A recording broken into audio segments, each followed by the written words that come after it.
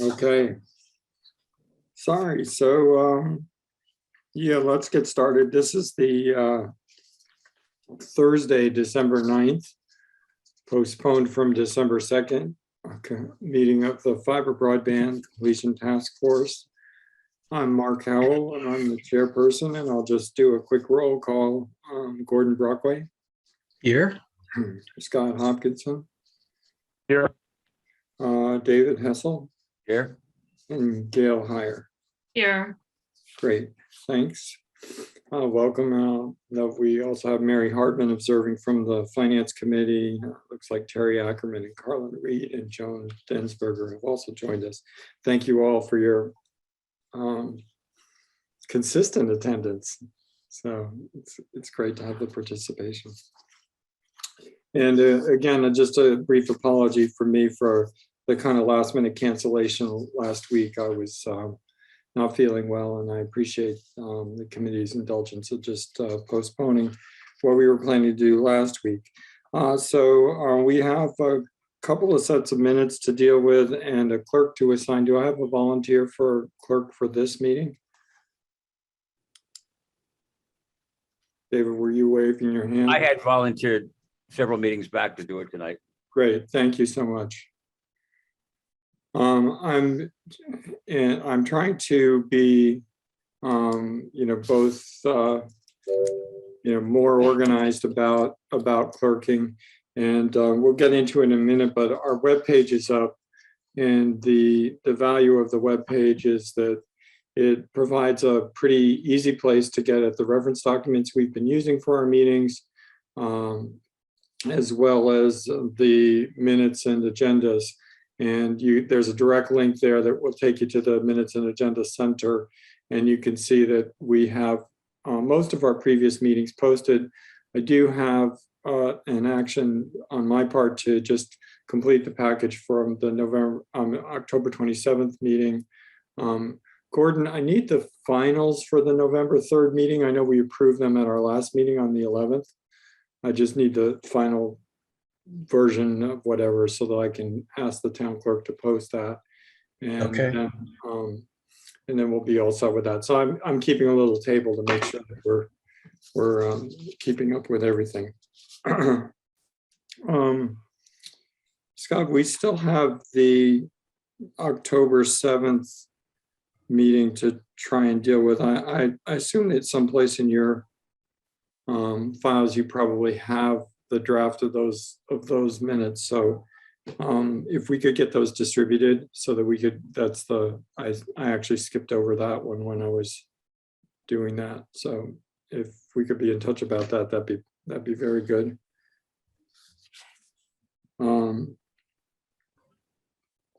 And as far as new minutes to work on today, we have the November 11th draft minutes that we defer. They were available actually when we last met.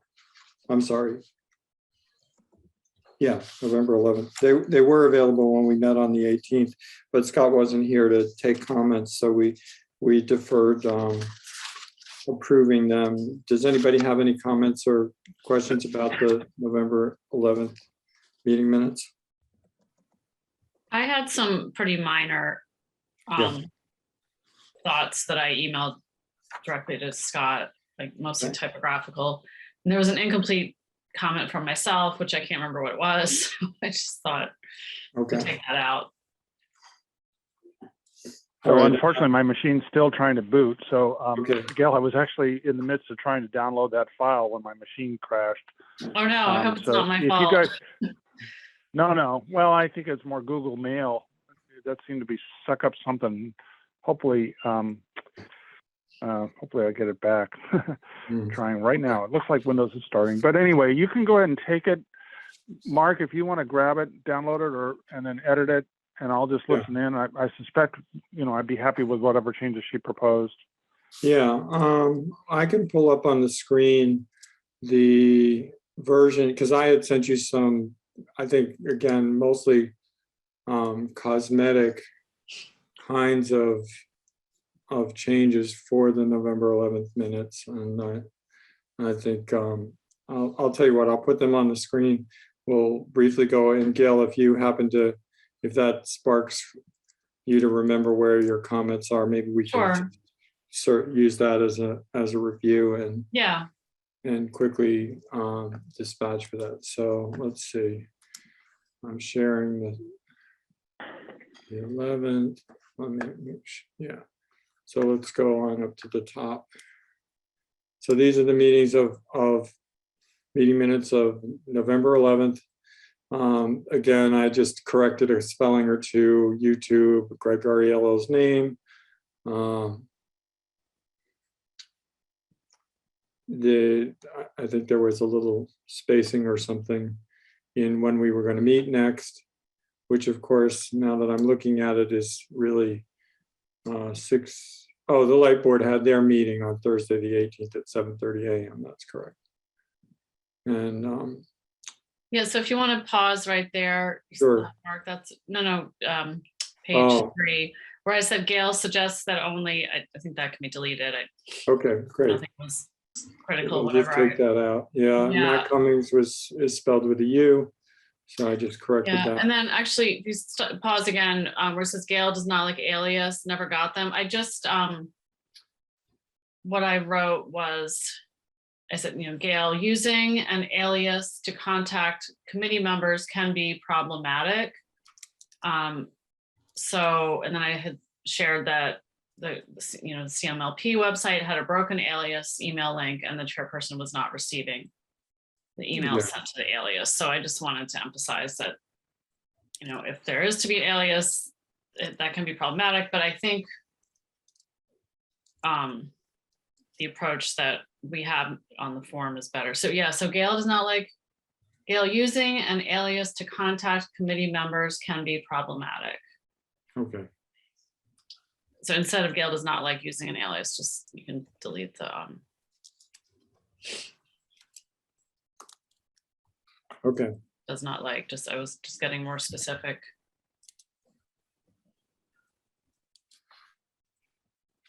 Okay.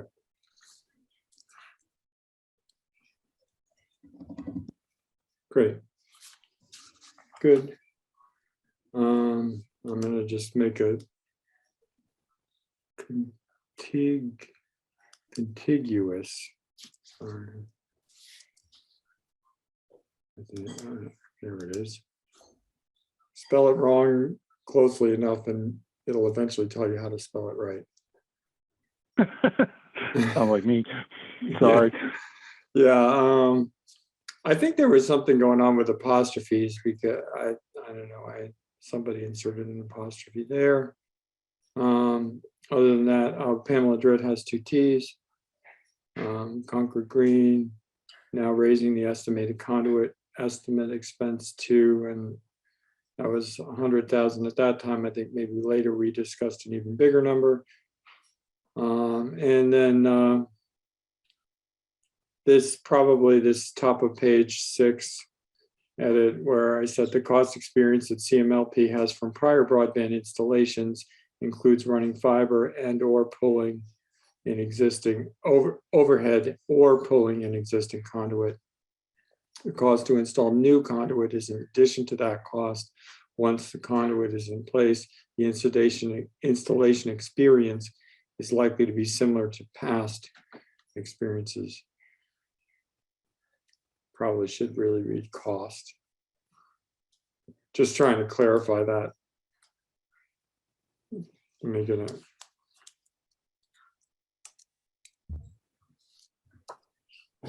Okay. David noted 5 transformers again, and a question about what other barriers to growth. Current rate was just 17 units per month.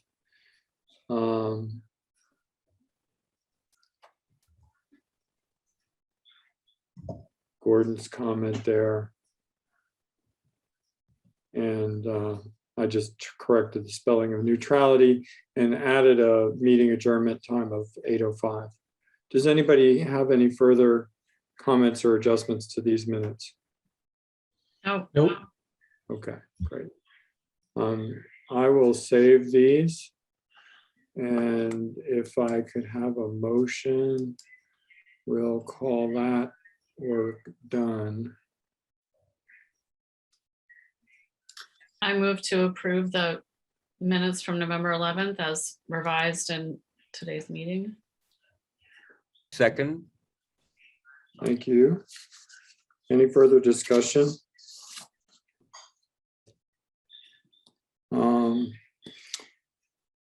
Gordon? Nope. Would you like to vote? Oh, yes. All in favor? Aye. Scott? Aye.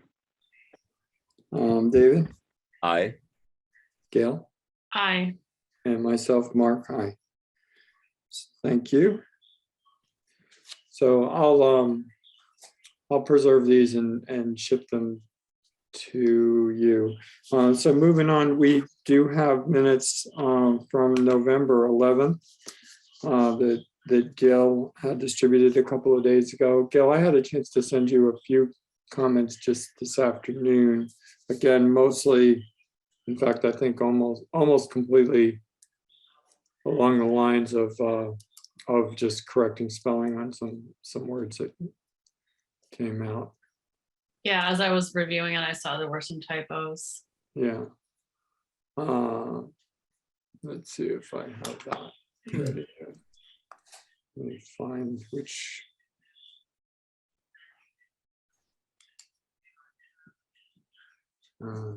Just close some things and then I might have a hope of opening. And just to clarify, this is November 18th. I think you, No, That'd be November 11th. 18th. I'm sorry. Yeah. Yeah, I thought I still had that open.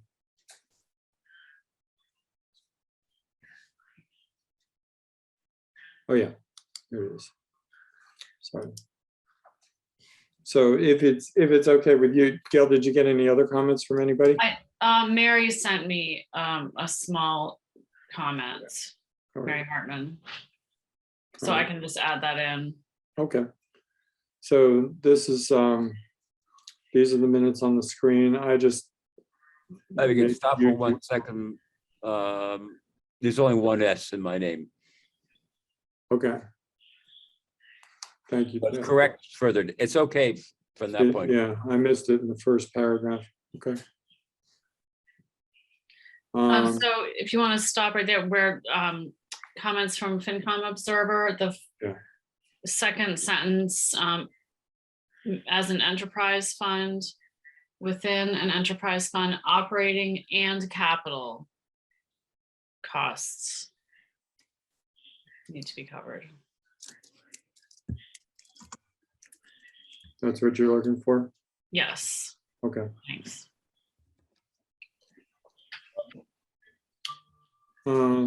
Again, there was, like I said, a couple of calculate, inquiry, suggested, just a couple of words in different places. Otherwise, they're unchanged from as distributed. And I think, I made a few small edits on this comment that I had made about Starlink, which is a trademark, so I capitalized it. And it's a satellite internet service. I was thinking maybe not everybody knows what that is. Mhm. And Amazon may do a similar service. Yeah, I think it said do it too or something like. Oh, yeah, that's fine. Yeah. Clarify that. And then a couple more typos, and I think that was it for that.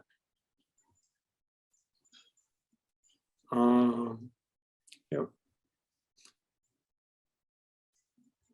Oh, Yeah, and there was some odd something about public comments, something weird at the bottom. Yeah, I don't know and I why just the put word reference documents. customers snuck in there. Yeah, and then the information that Greg had provided in the broadband update, which we looked at during the meeting. For some reason, the subscriber counts didn't come out, so I just recopied in the whole file because I had that elsewhere. So this is just Okay. the document that came from that meeting. So that was the extent of my comments. Does anybody have any further comments or questions about these minutes? If not, I take a motion. I move that we approve the revised minutes of November 18th. Excuse me.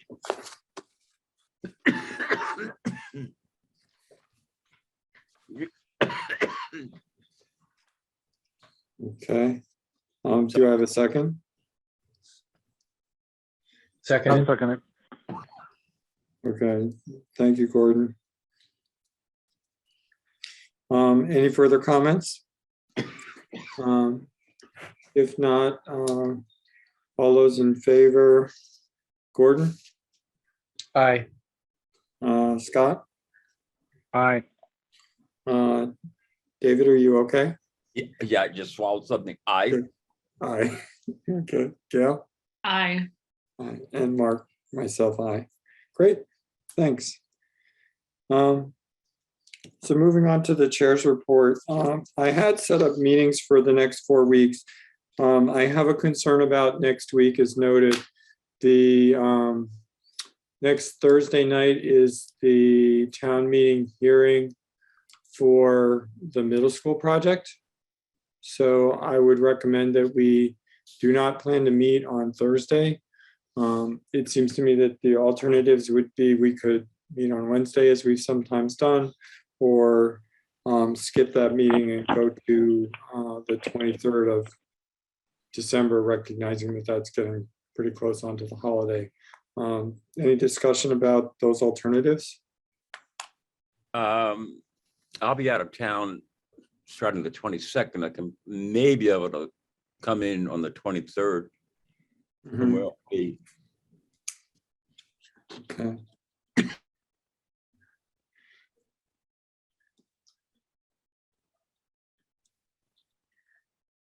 Any other thoughts? Could we meet maybe on Wednesday next week instead of Thursday? I guess that would be the 15th. Yeah, I believe I could do that. Would that work for others? I have a Concord Green Board meeting Wednesday night. Okay. And I think Scott, do you want to have any comments on that? On availability? You're on mute, Scott, I think. Or we're not hearing you. Calendar while we're talking. Okay.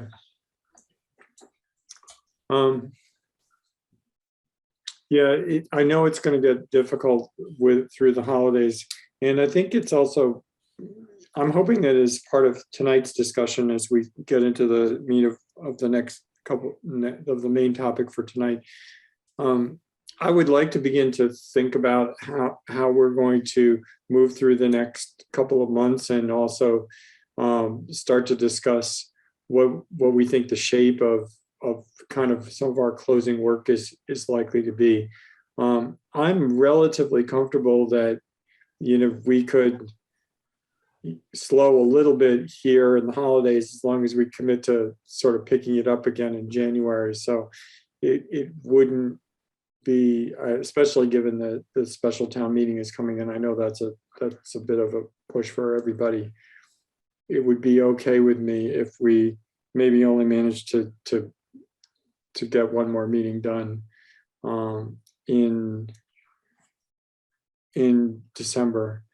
It occurs to me that one idea might be to do something like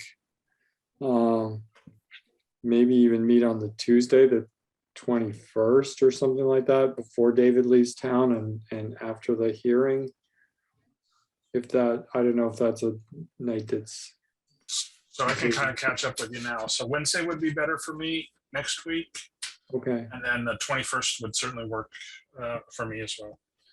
Right now.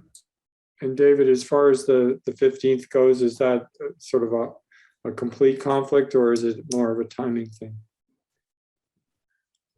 You're on mute, I believe. Yeah, it's a complete conflict because it is a board meeting. Okay. So that's not looking too good. I could do the 21st, if you do go to move to that date. Okay. And if you do the 23rd, I can try to log in from where I'm going to be. Yeah. Any thoughts from Gordon, Gail, I'm pretty flexible. Yeah, any of those works for me. I would suggest do the 23rd, and I'll do everything I can to get in from maybe in New York City and just log in from there. Okay. So let's, as it stands, assume that we will simply not meet next week, because it doesn't seem like there's a day when we can all be there that doesn't conflict with the with this town meeting hearing, and we'll just plan on the 23rd. Okay. I'm sorry, the 20 what? The 23rd, the date that's already scheduled, which is Thursday of the following week. So 2 weeks from tonight. Okay, great. So as I mentioned, and we do have the task force website has in fact been updated, and I figure I'll share it and just move it to a new window so I can get it on the same screen with you guys.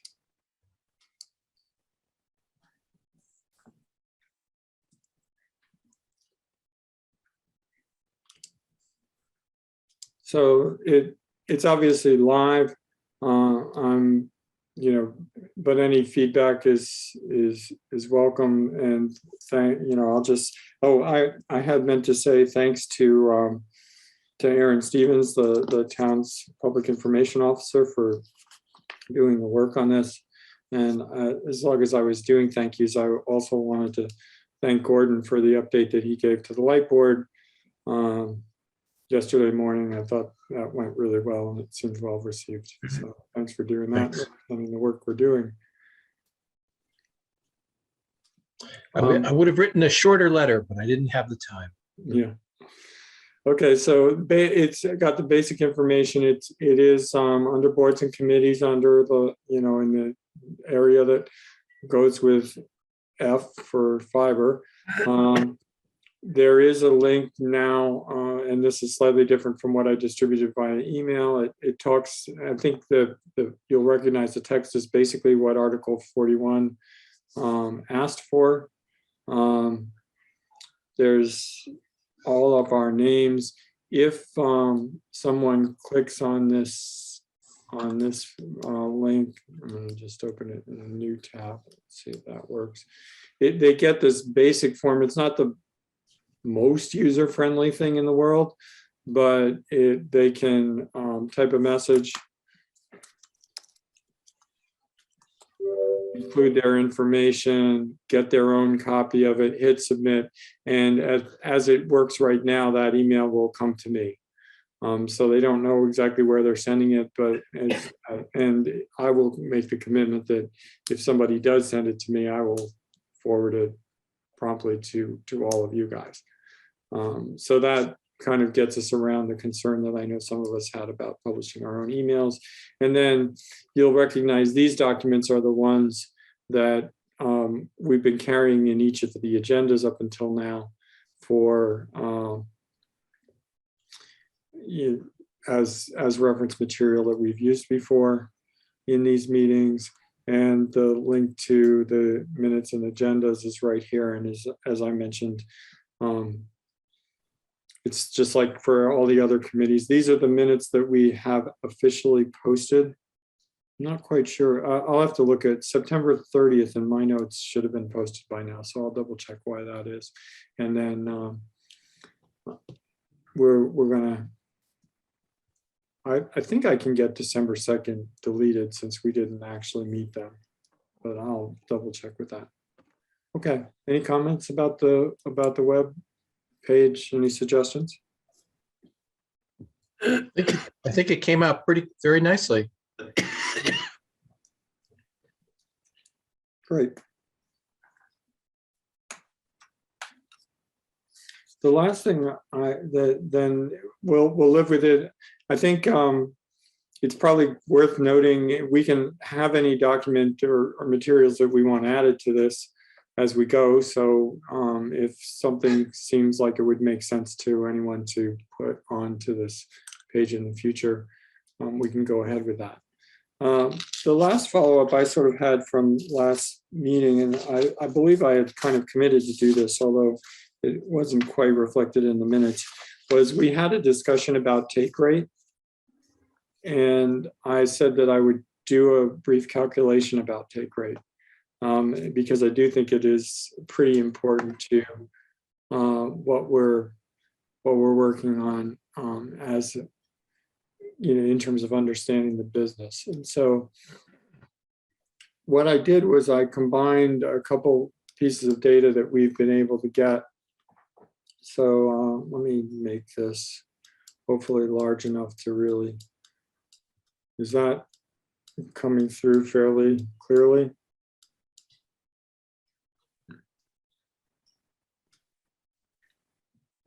Can people see the spreadsheet on the screen? Yep. Yep. Okay. Yeah. Can you hear me? Yeah. I'm having a little bit of computer problems here. It seems to be running quite slowly. So A, yes, I can see it. B, it would be great if you could share this to correlate with some of the stuff I'm gathering up. So I appreciate it. Mm-hmm. Help if I move my mic in front of my face. So. Oh, that's much better. Thank you. Sorry. And when we get at some point, I'd like to give you a quick update from the PEG Access Committee meeting because we actually had our Comcast rep, and we got some numbers from him on their subscription rate. So I thought that might be some of interest to this committee. Yeah, it absolutely would be. Do you want to do that? Whenever. Yeah, I just wanted to make sure we didn't forget. So I'll quickly cover what this is. So at yesterday's light board meeting, Greg Marcinek reported that the current subscribers to the service are 1,552, and that's up a few. I can actually I've started tracking where they are, but that was part of that report. This pivot table here is simply the master address table statuses that came to us from the GIS department. And I selected the available, only in some ways, this is kind of the lowest of the low-hanging fruit, I guess we would say. This is all the master address table entries, of which there are 9,000 in that total, that are listed as available. So if one does the math, you get to 25%, or actually 25.2%, I think.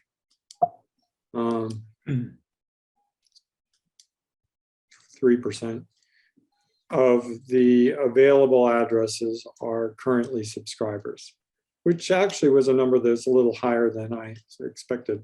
Also, in the same broadband report from yesterday, the backlog has apparently dropped to 100.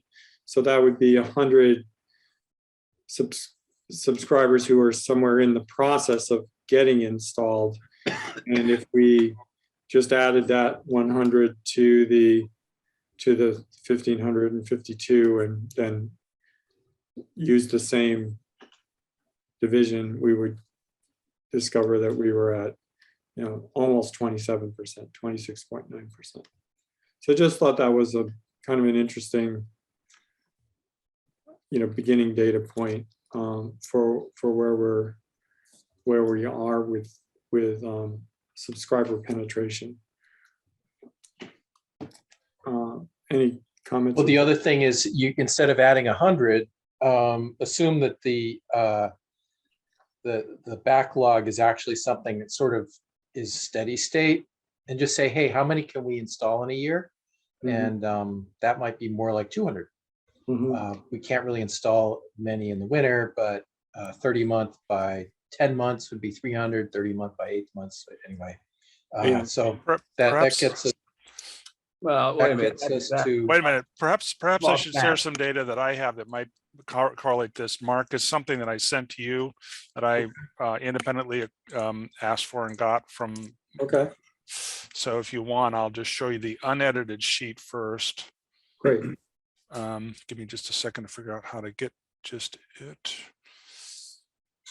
So this came from, I followed up with the finance people because of my assignment to attempt to try and do a modeling for Concord Green or similar things. Can you see the spreadsheet that I have in front of me now? I'm seeing a black line. Okay. Let me know if you see it. If you don't see it, I'll start again here. I saw the beginning of a, All right, let me try it this way. I'm going to try it a slightly different way. okay. Again, I apologize. I think my machine was very unhappy about restarting here. So do you see a spreadsheet there that has year, numbers of accounts connected and so forth? Yes. Yeah. So this sheet came directly from Matt at Concord Broadband Finance. I asked him if he had any information that could help us understand the cost models up till now of installs. And to be honest with you, I'm trying to gather up a little bit of data so I can make our model, the bigger model, more accurate. Yeah. And this is what he reported. And I think there's a couple things. So I actually took this. So I wanted to first show what I got unmodified. I made a modified version of that, which I'll share here. The things that are in green, I calculated and I need to double check, but there were a couple things to note here. Actually, the email that he sent was over here. First of all, it's interesting that the number of counts connected, there are some heyday years in here in the middle where we were hovering around 300, basically, if you look in the middle years here. Obviously, 2020, I think those must have happened somehow through COVID and 2021. So it looks like, it's an interesting number.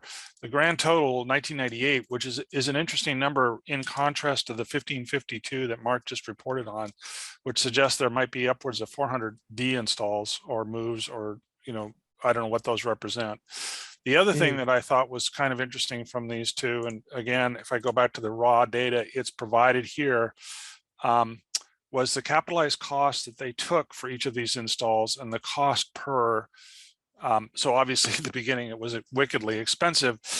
Through the middle, it was actually better than we had modeled. We modeled 1,500 and it looked like the number was closer to 50, between 1,000 and 1,500, which was, frankly, it was right in the range that I expected. And I think our model was good in that regard. So the other things that I've done here, which I won't talk about now because I need to double check to make sure they're correct, which is I actually calculated what the revenue should have been per year based on the install costs plus one of the lowest charges per month, and only 6 months for any of the new installs for that year, but subsequent years, full year. So again, it's providing us some data as to what the actual profile of the installs looks like, and I thought it was pretty interesting.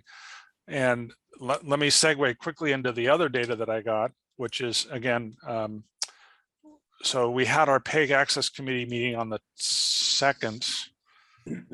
On that day, David Franks, who is a Comcast rep, came and presented, and he answers questions, talks about the contract renegotiations and things of that nature.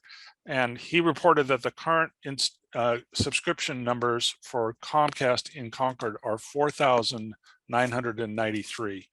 So that gives you an idea. We're at 1,552, they're at 4,992, which is a kind of an interesting number. The other thing that's interesting about that is it suggests that there are overlaps. There are people that have both, because the total of those two is more than I think the total number of properties we would have in town, or certainly right at that number. So it wouldn't surprise me to discover that we have people in town that have both Comcast and Concord Broadband. Yeah, I might make a comment about the discrepancy between the number of subscribers and the number of installations, isn't it? we definitely have had this situation occur where one subscriber moves out and somebody else moves into the same premise and then also subscribes. Right. Right. So- And that could actually be reflected in the lower cost per install, because Right. in that case, all they're doing is they probably don't even have to go to the facility. It's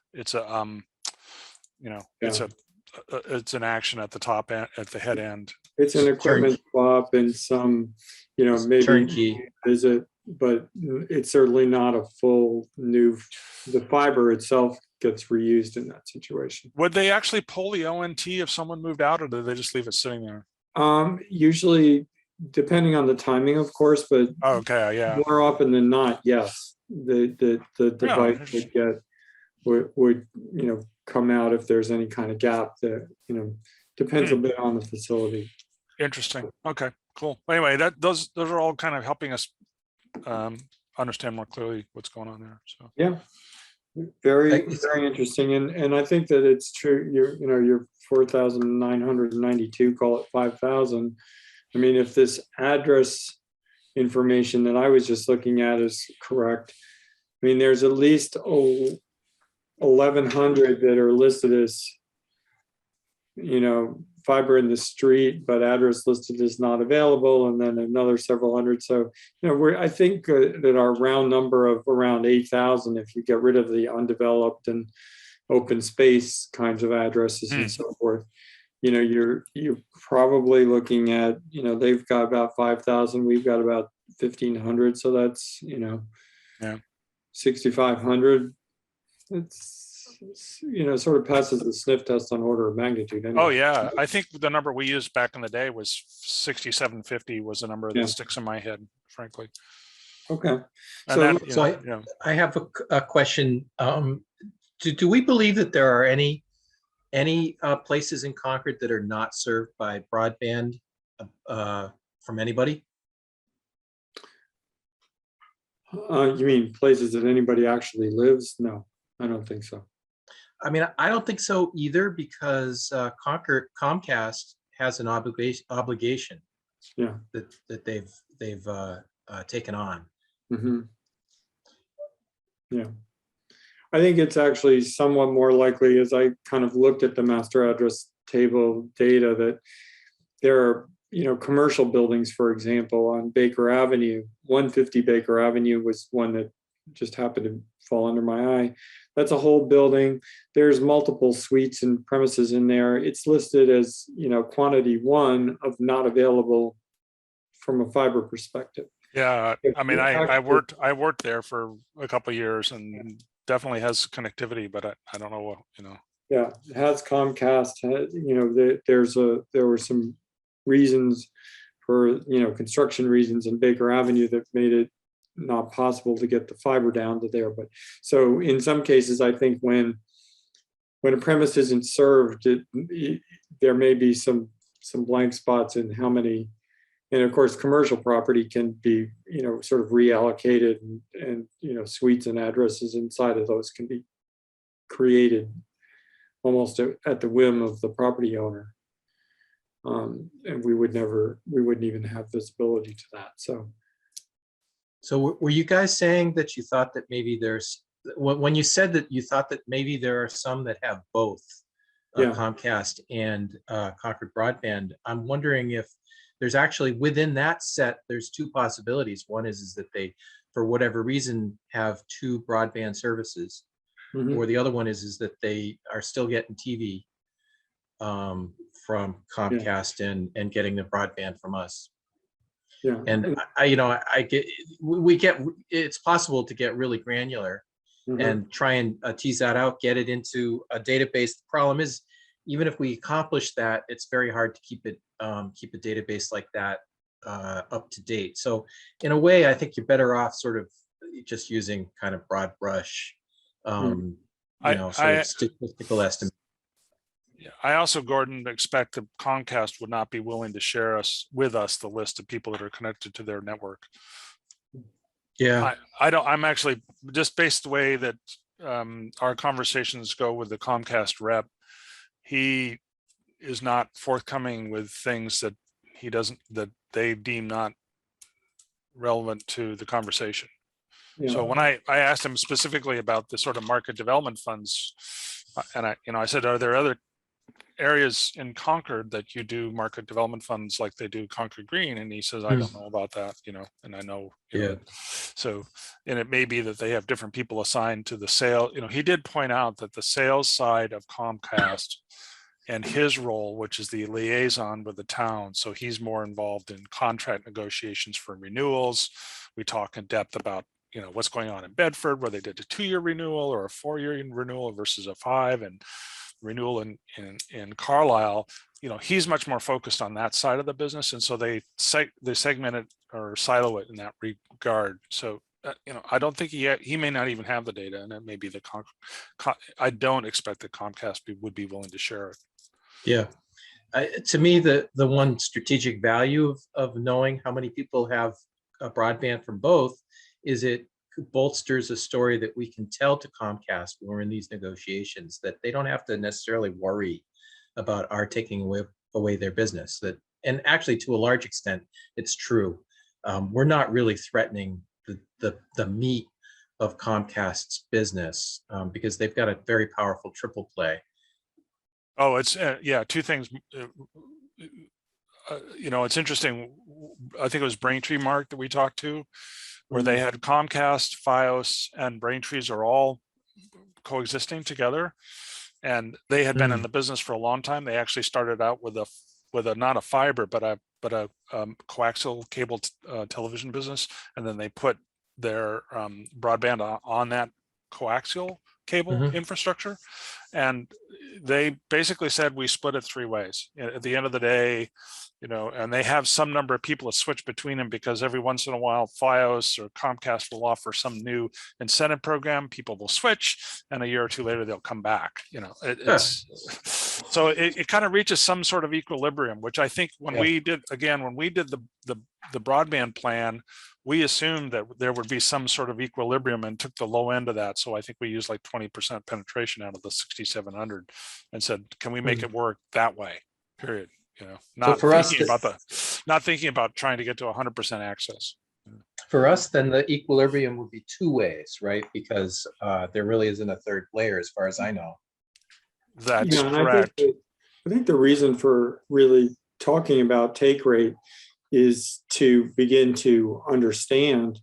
I think one of our key questions here is how much, if we want to complete, and we think that, I think as David Allen mentioned yesterday morning, we're talking about completing this largely out of gross profits, and gross profits are driven by subscriber counts, and we should be at the very least conservative about what we expect for subscriber counts. And so if we think we're at 25% penetration, and let's say in some hypothetical world, we thought that eventually there's a 50-50 split between subscribers, and we have 2 data points. We have our count of how many places where we could possibly get to, which is a little bit over 6,000, or we have the number that says overall the subscriptions are 4,900 for Comcast and 1,500 for the town, so that's 6,500. So someplace around 3,000 might be the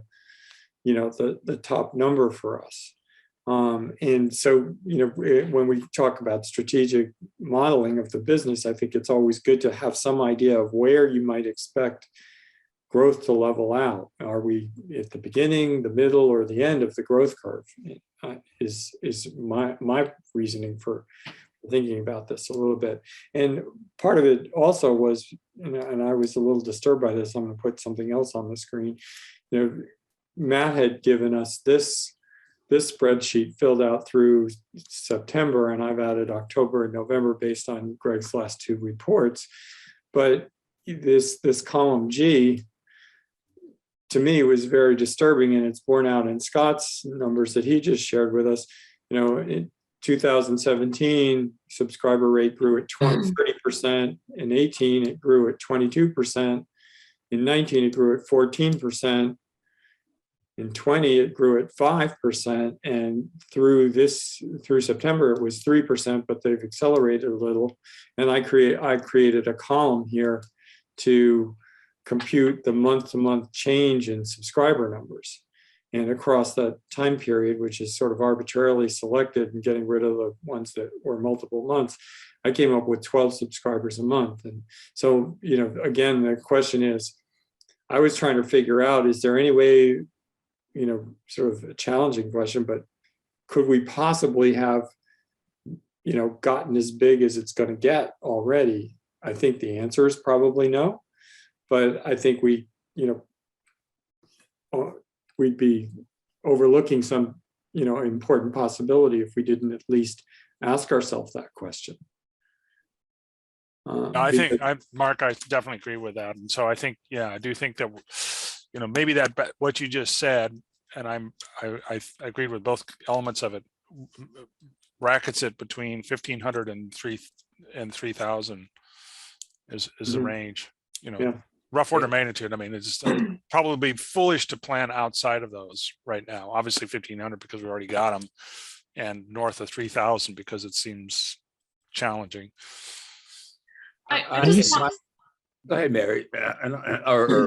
Well, Gail. let's go, Gail, and then Mary. I just wanted to make a point. I think we need to distinguish between, and maybe this is how you all are thinking about it, but distinguish between like take rate or subscription rate, which is the people who can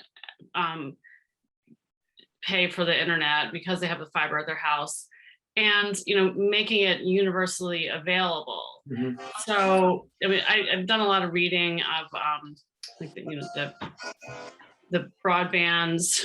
There's so much of it going on right now across the country, and there are cities and entire states where they say we're going to get fiber to the whole state. Yeah. And we talked at our last meeting a lot about all the different benefits. We've got the synergies with the electricity and distributed energy and safety and education. So I think we need to commit, and I think this is what the Article 41 said, that we're going to commit to making fiber available to everyone. If someone doesn't want to pay for it, then that's their choice. And maybe sometime down the line, the town's like, well, we really want everyone to have it, and somehow I don't know, you just can't make someone have the internet, I suppose. But so I just want to make sure. I just wanted to see, what other people were thinking along those lines, because I do feel like our charge is making the, coming up with a plan to make fiber available to everyone who wants it, and whether or not they take it. It impacts our business plan, of course. Yeah. But and Gail, what you're kind of getting at is we've jumped a little bit from the what to the how. So, and the how we've jumped further to the specific how of growing it by creating more revenue. There are other hows, such as some additional funding, either through federal government grants and things of that nature. Although I did look at the information that was passed around via email, those grants were relatively modest, nowhere near enough to build out a broadband. We're talking tens to hundreds of thousands of dollars, not millions.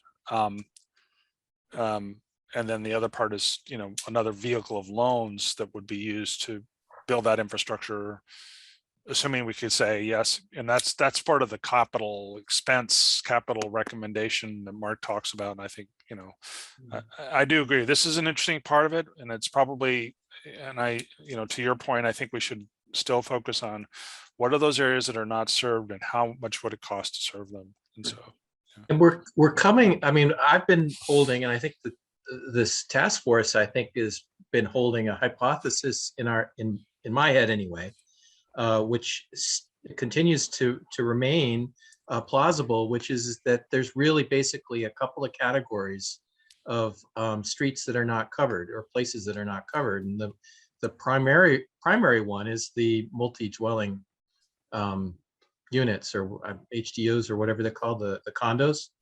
And the other one is the streets on the borders of Concord, which are kind of outside of the coverage area.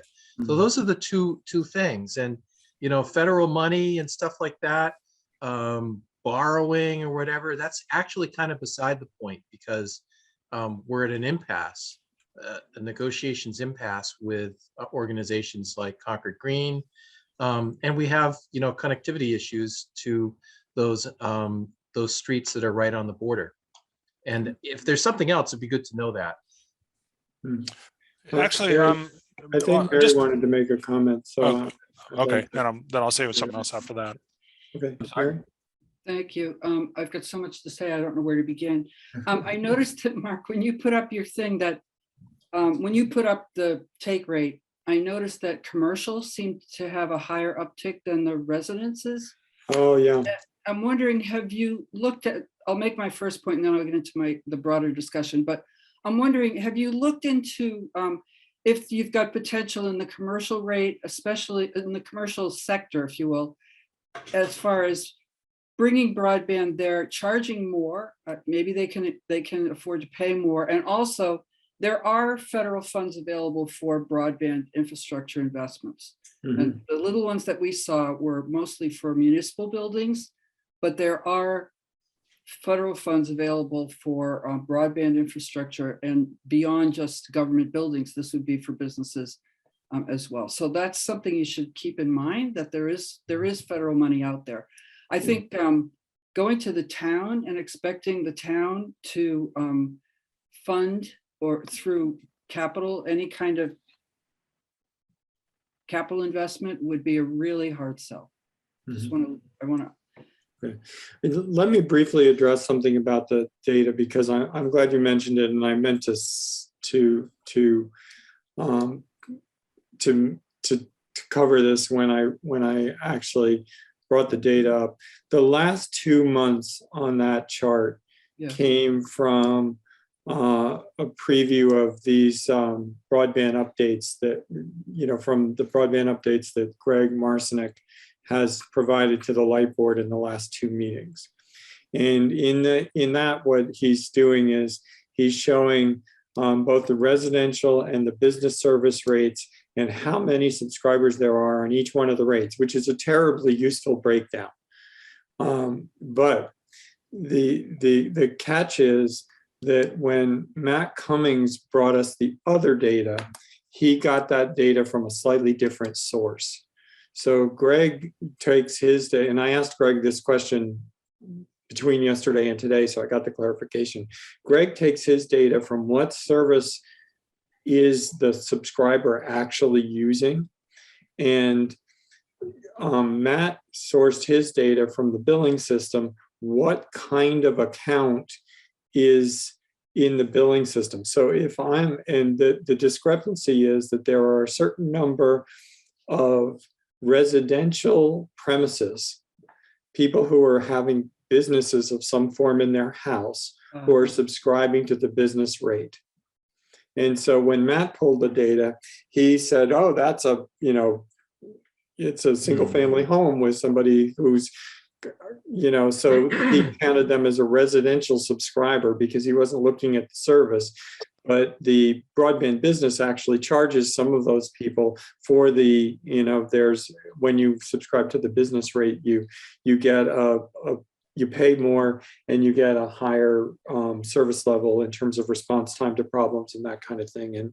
And that was very important, because you can't have people sort of calling you up and say, my cat sitting business or whatever is down, and people can't watch their pets on the internet because your fiber's broken. And I'm making this up, of course.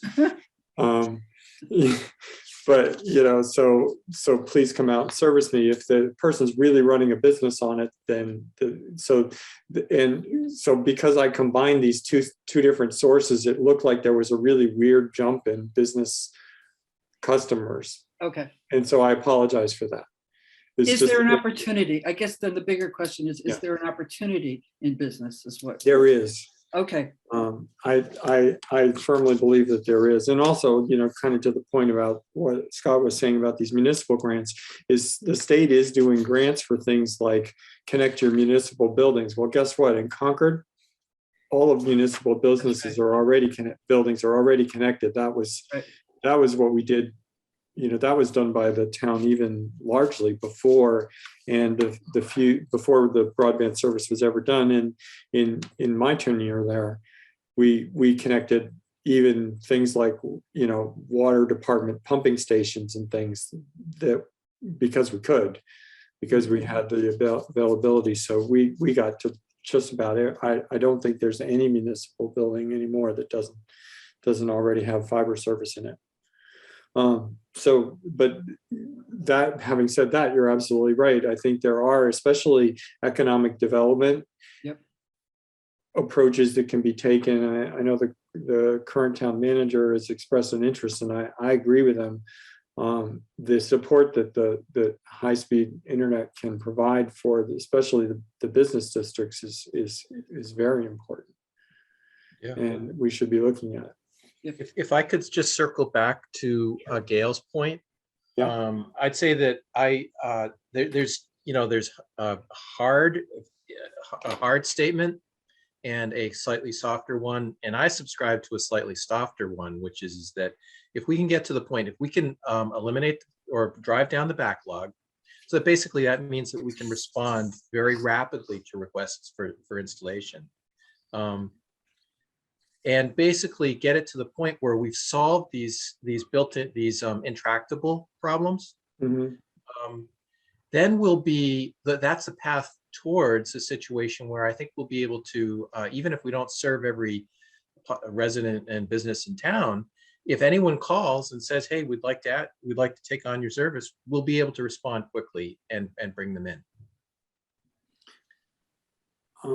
I agree with Gil in this sense too. I do believe that very much that the spirit of Article 41 was for us to explore, opine, and even, make recommendations for what approaches might, could be taken to accomplish fiber to everywhere. In other words, making the service available. And so one of the reasons I think for exploring the financials is because as soon as you say, I want to do that, then the very next logical question is, and how would you pay for it?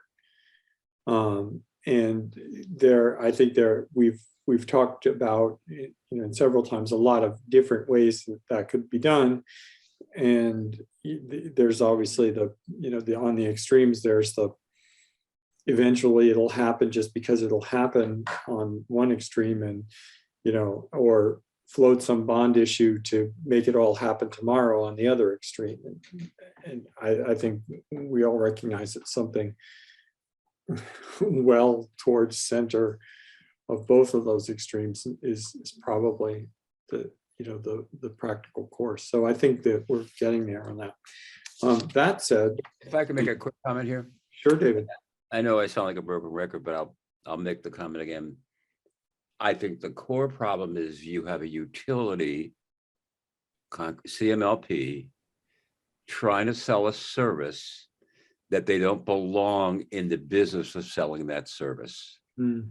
If you want to grow from 1,500 to 3,000, which I think is a pipe dream, if they're going to do that, try to accomplish that growth, CMLP has to push the marketing arm out of their control. They're never going to do it under their marketing arm. And we all know that if they grow to 3,000 subscribers, that there's a significant amount of cash thrown off to finance the growth we're talking about, the needs that we're talking about.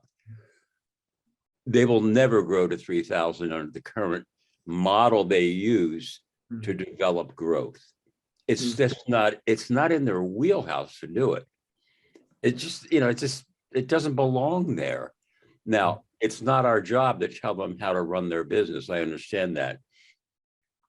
But they sell a product. Their product is very different with the kind of core business than what we're asking them to accomplish. And Gordon, you said, you can assume 100, the chart that Mark put up initially, where we have 100 people waiting to be installed. And Gordon, you suggested that we can assume more and more and more. I think that's false math. If you want to make that assumption, you can assume that if you have 100 waiting, then you actually have the rest of Concord waiting, and you don't have the rest of Concord waiting.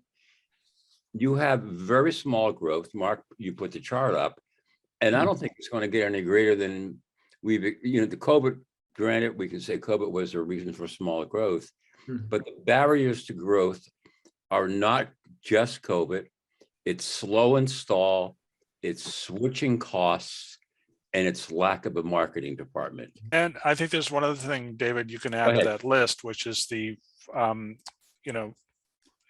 what the Concord Light Broadband delivers is simply a pipe with bits, whereas Comcast sells at a different level. They offer plug it in, you don't have to be even the slightest bit technical, and you can have television, you can have phone, you can have alarm systems, you can even get your cellular service through them, your internet service through them.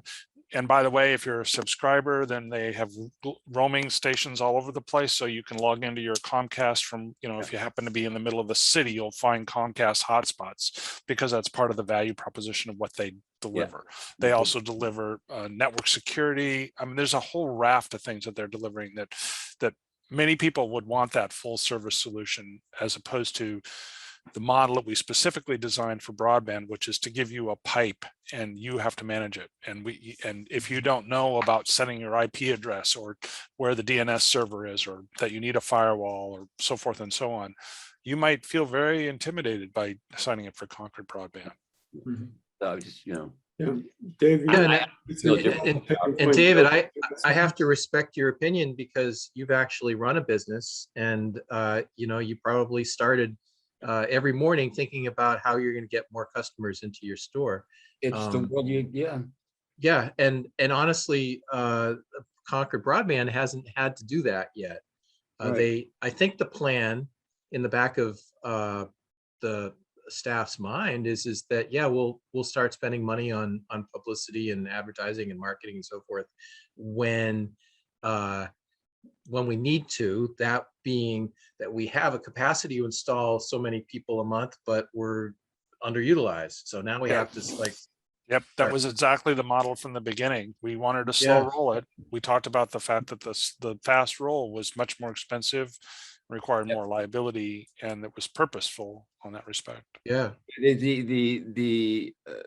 kind of catchphrase we all used when I was in businesses was the cost of customer acquisition. That you spend X amount to acquire a customer, and you also spend X amount never to lose a customer.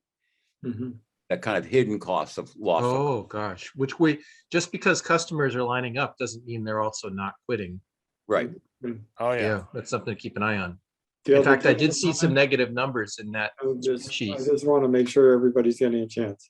Yeah, I just wanted to Scott's point about, Comcast offers other things than just, the connection to the internet. We did talk a good amount about that. I think the last meeting where Scott was absent, and Terry Ackerman mentioned that it would be helpful to do like a seminar or something where you really explain to people who are wondering, like, if I switch, then how do I get my information? So I think we're kind of, we understand that is an impediment, and something that we definitely need to recommend.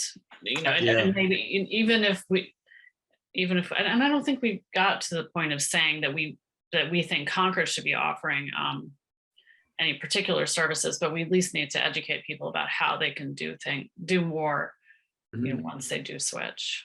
If I can add just briefly, we are in the process of completing. We are accumulating the polls for broadband at Concord Green.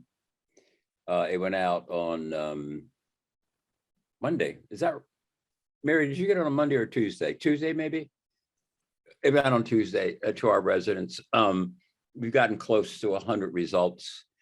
Mark, I think you saw the survey. Yeah. Effectively telling the cost of $100,000, $454 per resident if you divided that cost out. 70% of our residents have voted against that cost. Now, I'm not sure if that's a statement about CMLP, or more about the costs, but the vote is 70% against Yeah. Us spending that money for us to absorb that cost. Mhm. And the votes are still coming in, but I think the pattern probably won't change that much with that number of votes in. And just to be clear, these are not costs that Concord Broadband is imposing directly. These are costs that the organization has to pay in order to actually get the project finished. Us to pay, and then we added in the survey, the 150, 170 install charge that a resident would have from CMLP. Oh, 170? 150, excuse me. Yeah. Yeah. One thing, Okay. yeah, interestingly enough about that, and this is a little bit of a detail, but it could be that had Concord Green decided to have a single access point for all of Concord Green and put a switch there, an Ethernet switch, so to speak, and then internally route that data to all their customers behind the scenes. Now, obviously, you would have had to buy a higher bandwidth program, but you might not have had to buy one for every one of your users. So I would have thought, and it would have been interesting to talk about that before this survey occurred. Well, I think most of the survey costs were related to conduit to just get some kind of physical connection to the buildings itself. It was conduit But extension. the point I'm trying to get at was let's go back. Let me see. Try and work this mind experiment again. We said there's 260 people in Concord Green. I think that's the number, right? 260 locations, something on that order. Scott, I'm gonna cut that off. All right, Sorry. fair enough. Well, All right. just because I want to make sure that we spend a little bit of time on sort of, so the subject D that we, that's listed in the agenda here for number 4 is really about, in my mind, this idea that we should be thinking at this stage of the game about which sorts of things we feel it's going to be necessary to make a recommendation about as we move through the requirements of Article 41. So we've already touched on some of these things today, like there's this, to put a short label on it, Gail was raising the issue of universal access. Like, should it be or should it not be a policy objective, stated by the town to eventually make the fiber service universally available to all premises or not. And I think that we should express an opinion about that as we go there, and that opinion could be caveated in terms of how much we should spend and how long it should take. But I think that it does make sense as the citizen owners of the light plant to, sort of, or at least suggest a process by which the town makes that decision.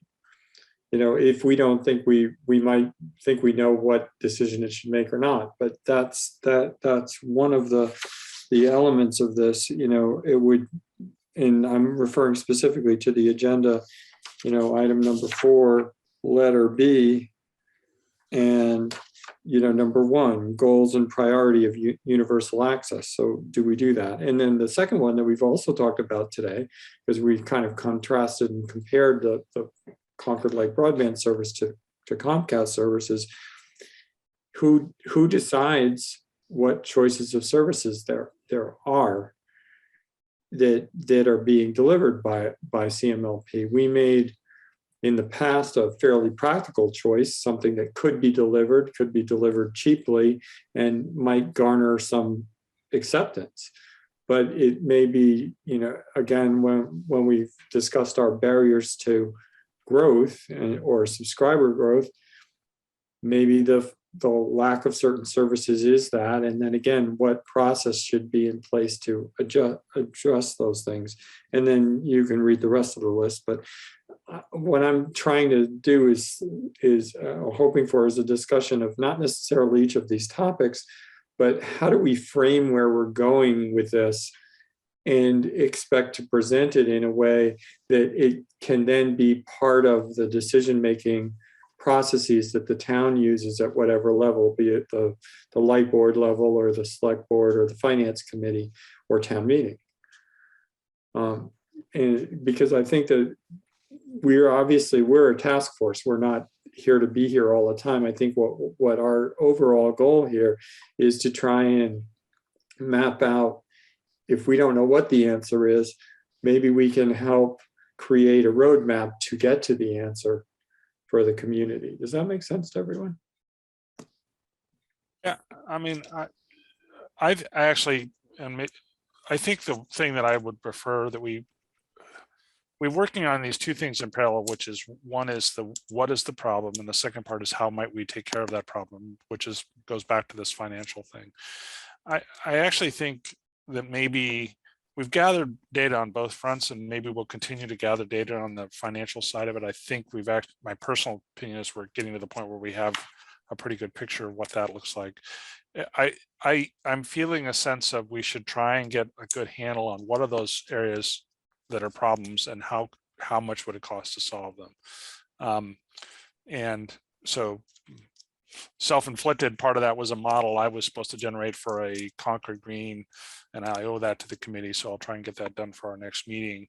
And maybe we should focus on that until we at least have that characterization and fulfill the hypothesis that we talked about earlier, which is what can we bin these unserved locations into certain categories such as Concord Green, or there's no fiber in the street, and what are the other categories if they exist. And then once we have that, then we can talk about, geez, can we do something with a small conduit like the Ditch Witch approach? Is there something along the lines of what Concord Green has obviously gotten a quote to figure out what it would take there, and then say, okay, those are the problems and these are the potential solutions. And then the last part would be, how do you fund them?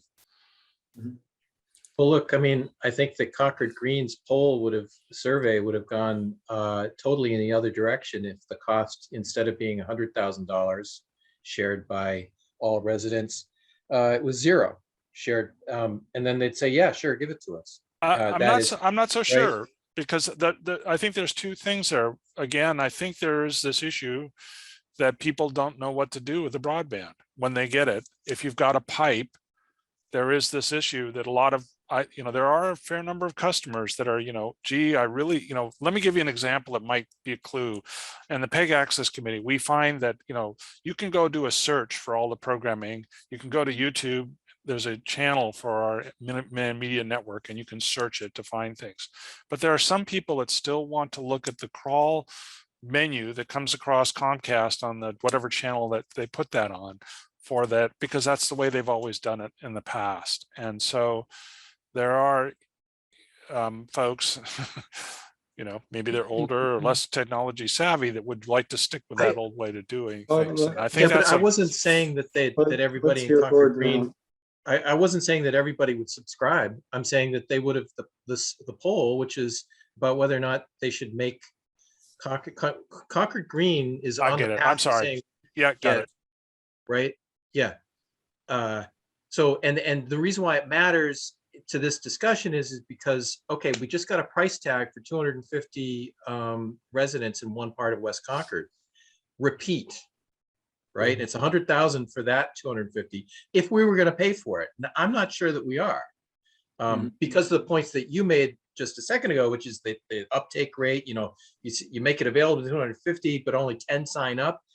That's a formula for disaster. And by the way, one of the biggest risks for this enterprise is taking a whole lot of debt to build out some new structure that doesn't actually pay.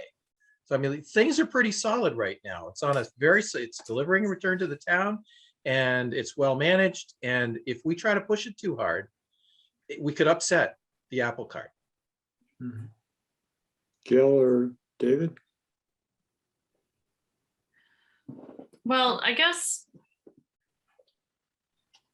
there's I guess I'm trying to think, I think that our recommendations should be big picture, with a lot of the detail that we've been talking about, but I don't think we need to get like really nitty gritty and say, oh, we should start with Concord Green first and pay this amount of money and then move over here next and pay this amount.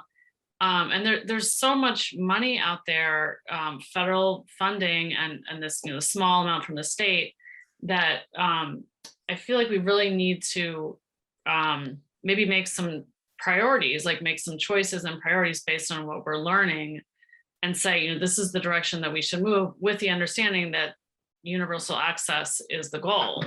So I guess, I don't know, I kind of feel like we're getting hung up with the details. I don't know. I mean, obviously the details are critical, but I think we have to. The problem I have with taking on a commitment to every resident in town to provide them service if they ask for it is that some of those residents are locked out by third parties, such as Concord Green. And I don't have a solution to that, aside for subsidizing a condo, which I don't really feel all that great about. I could create some scenarios where we could maybe justify it, but you've got to be really careful, particularly if it involves borrowing a whole lot of new money. Yeah, I want to hear from David, but Yeah, I did want to insert in here. I think that one option for our recommendations could be, when there's a question like the one that you're on, Gordon, we could propose a process for getting the town to answer that question rather than actually answering that question ourselves.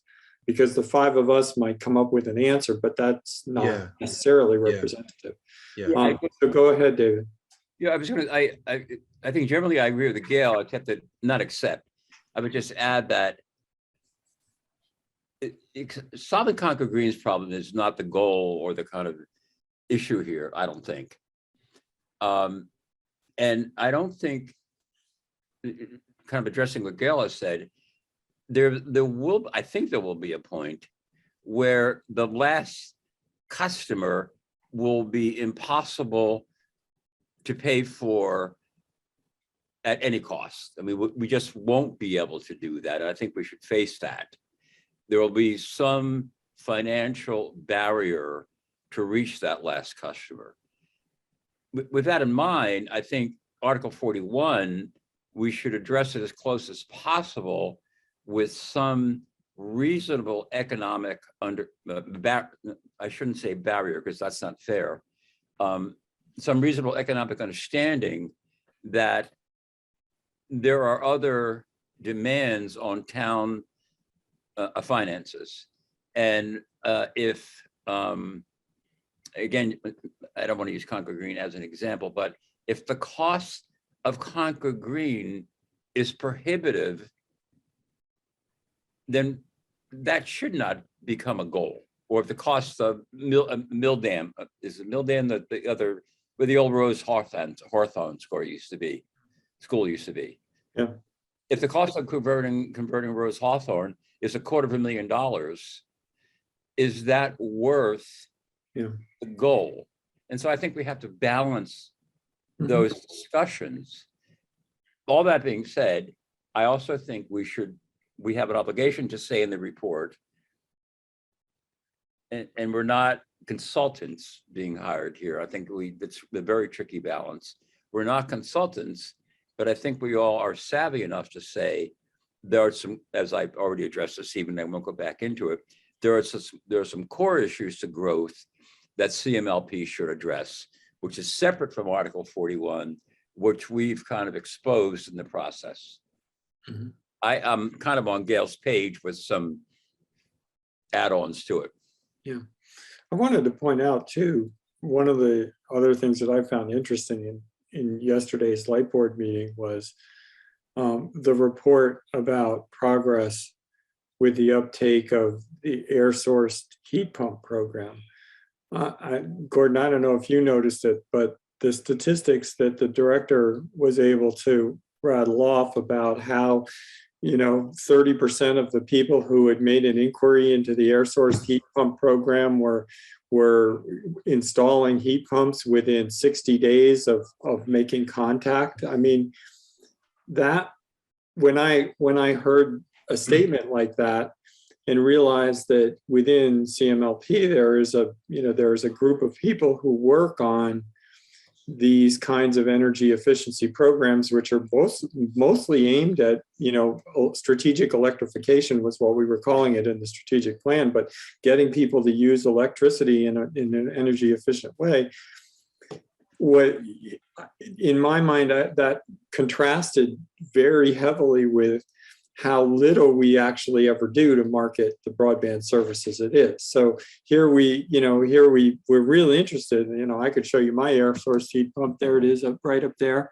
Okay, and we're doing that as part of the light plant because it's it makes sense from a sustainability perspective. It's good business for the light plant. It's selling electricity and it's behaving in a very sort of business first, grow your customer base mode.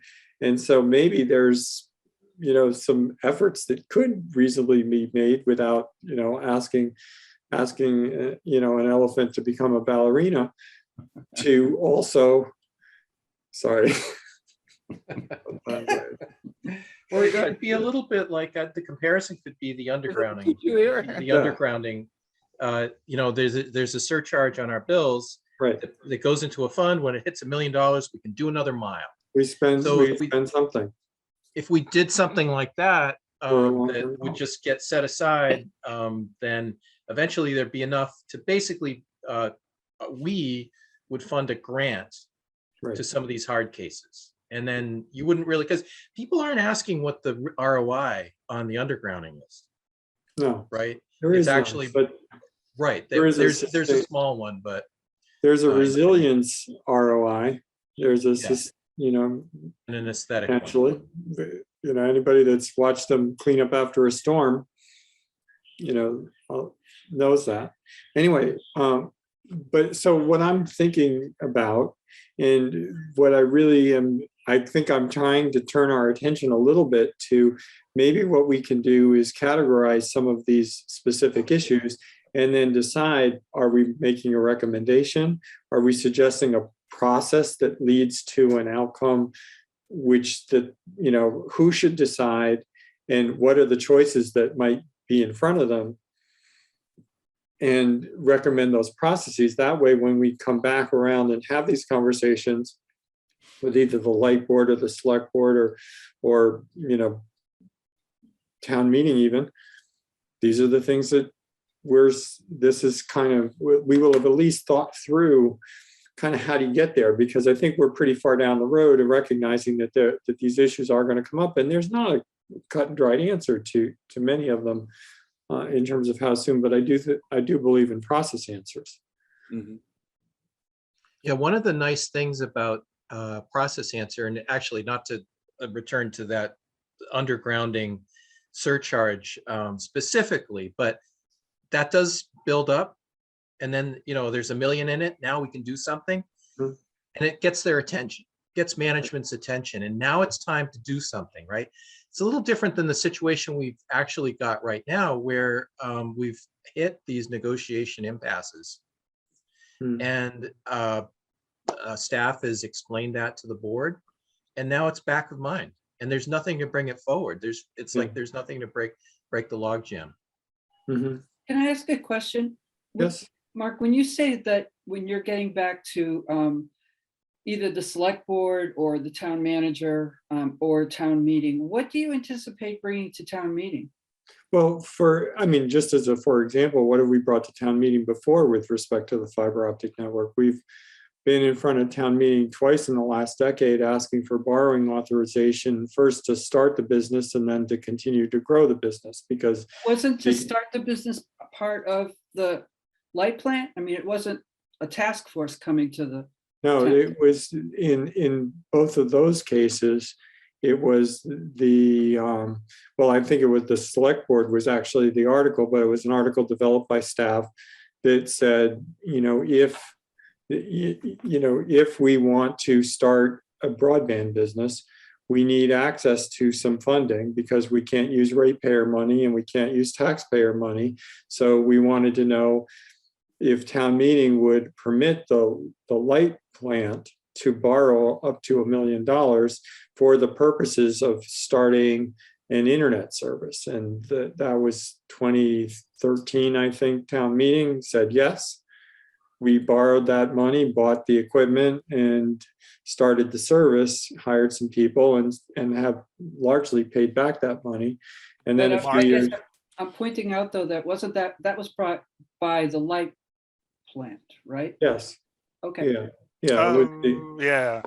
I think you presented it, Mark. I presented it. Yeah. I did the work at the behest of the town manager, I think. Yeah. Something of that nature. I Was think, this, just out of curiosity, while we're on that subject, when was the second 1 million authorized? I think 16. Uh-huh. And then the one thing that is, I don't think that's ever been touched, by the way. Well, wait a minute though. What's odd, and I don't know about this, and Gordon might know the answer, is that I know that subsequently the light board, without going to town meeting, authorized another $1.9 million. Right, Gordon? Yeah, that could be and the broadband is enterprise sub enterprise, so to speak, is paying it back now. Yeah, but I'm saying that we've made these 3 draws, and I don't know how much. I have no idea what the current balance is of all those. Yeah, And It'd Mary, be interesting to know, frankly. Mary, you're asking some questions that are focused on the finances of this, but I think you could, in a way, summarize the article that our article was 41 or 42 or whatever that we're responding to here as basically a demand by or a request by town meeting that we that the light plant, that the broadband reassessed its assumptions and go for a harder interpretation of what a successful or what a complete rollout is. Well, I think that's open to interpretation because I was at the town meeting and in fact, I voted for this article. And I did not think I was voting for the expansion of broadband to every address in Concord at any cost. What I thought I was. No, I mean, I agree. It was for, and Gail, of course, can answer this, but I think, this was only to study and make recommendations. That's all we're charged. Exactly. So that's what I'm kind of pushing back a little bit on. Yeah. What I think this task force was to go out and look at, is this something we can do financially, or how long will it take, or how do we phase it so that we pay for it instead of, and we also have to work within the current structure of the town. Right. We have to, so we can't be renegade, and we weren't given a blank check. That's all. I just want to kind of reality check. Yeah, I think we all agree to that. Yeah. Okay, good. Yeah, I didn't mean to be misleading. What I was saying was, our report could point to a process by which the town could later make a decision about whether or not it was going to do that or not. Absolutely. And should, I think, point to what mechanisms get that done, whether it's the light board or the town manager or the select board. And I didn't mean to say that it was our call on this at all, but it's, I think that if I understand some of your views, Gail, properly, I think that you're saying that we can do a lot better than we're doing. And how do we push the accelerator pedal a little harder? That's right. Yeah, I just think it's unacceptable that the answers that people have been getting about why they can't get fiber, and there's something has to be done, and we need to have a plan. And I think it can be done. I don't like to say that there's always going to be some person who can't get it. I mean, that I don't know, I'm kind of like a never say no person, but obviously there are costs, and you can't just like wave your hand and have it all done. But I think we can have a plan to get it done, with a combination of funding and then the revenue. If we double the subscribers, double the revenue, maybe even more than that. I don't know, but so it just seemed like I did some quick numbers in my head. I'm like, how many people do we have? How many houses are there in Concord, and how much are they paying? And I was like, oh my gosh, this is a lot of money that people are paying for this service that doesn't have a lot of once it's there, it's just, Mhm. I don't know, it just seemed.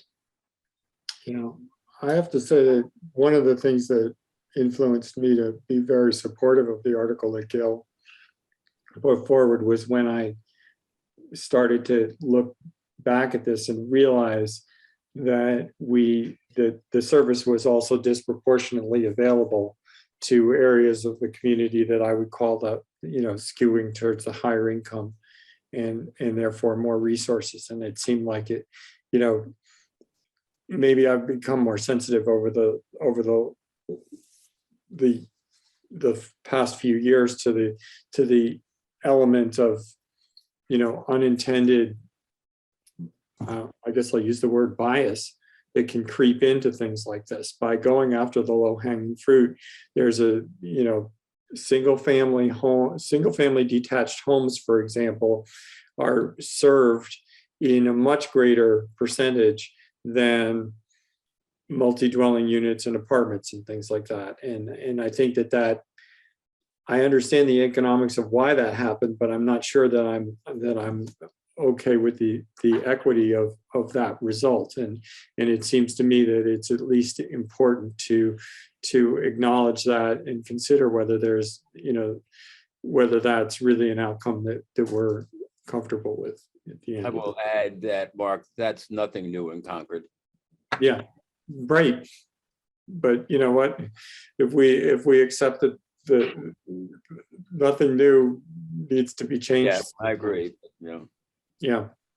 Yeah, and the fact that it, like the metrics, that don't even exist. We don't know when someone calls, finds Right. out that, oh, we don't serve developments, and hang up, they're lost. So back Forever. to, back out of mind, back of mind. Right. It's like if the metrics aren't even there, how are they going to track to it? How are they going to respond to them? Exactly. So I think that we'll do the town a service if we can sort of at least expose that and create some kind of result that brings those things to the fore and keeps them in the fore, so that we're not making those kinds of things. I see that we've gone a little past our normal stopping point of 8 o'clock, and I really appreciate the discussion. I'm going to make a commitment that I will begin to outline what I think are some of these issues, and then maybe we can use that as a rubric for trying to develop where we think each one of these issues is going to go, because I really appreciate the depth and thoughtfulness of these discussions, but I am going to continue to try and move us towards conclusion.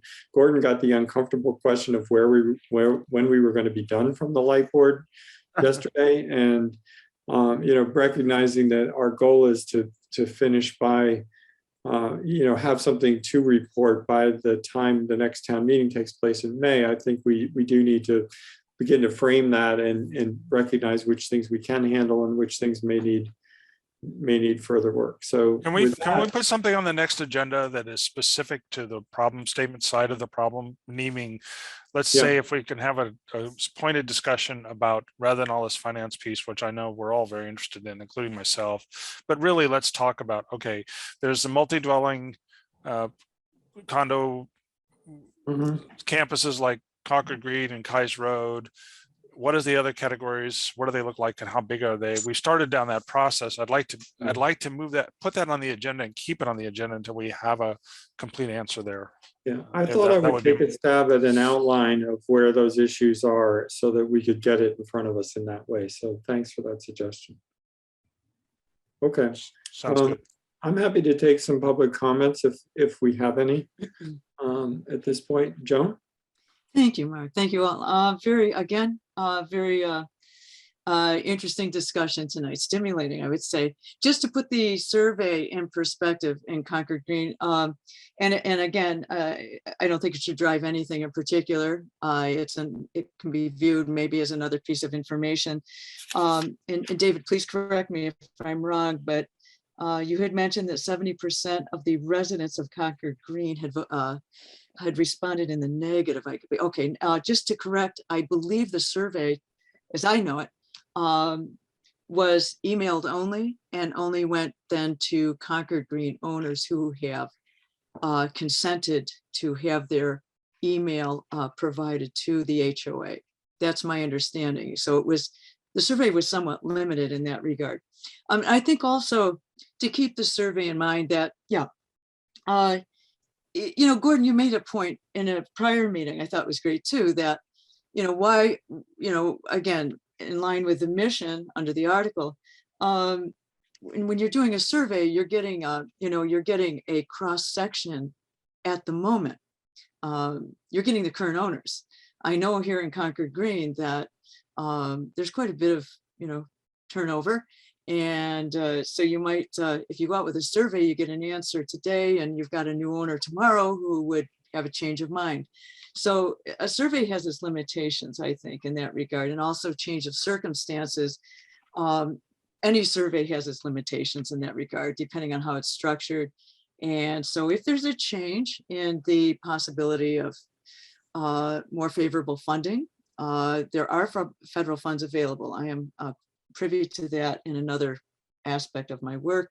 And also, the possibility, I'm just throwing this out. It's been discussed in prior meetings, perhaps a favorable loans or what have you.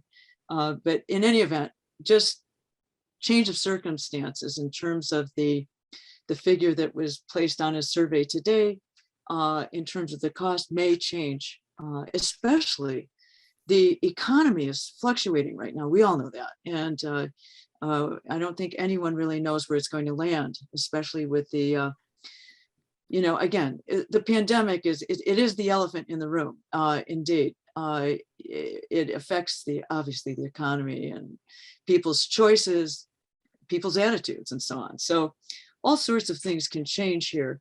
And again, Gail mentioned the public service, the public aspect of having a connection and having a town that's connected with its own network certainly could go to serving public health in a time of connecting the community and services and service providers. There's much to be said for it and having that kind of local network. So just a few thoughts. Thanks so much. And again, a very interesting discussion. Thank you. Thank you, Jim. Mhm. Any further public comments from anyone else? Okay, any final comments from the board? No. Hearing none, it's 8:13. I take a motion to adjourn until, and we decided it would be December 23rd at 6:30 p.m. I move we adjourn this meeting. Second. Roll Terry, call. did you want to say something? No, okay, great. Well, it's nice to see you. Okay, I'll take a vote. Start with, as I always do, Gordon. Yes. Scott, Yes. David, Yes. Gail, Yes. and myself, Mark. Yes, thank you very much. Good discussion. Thank you. Thanks.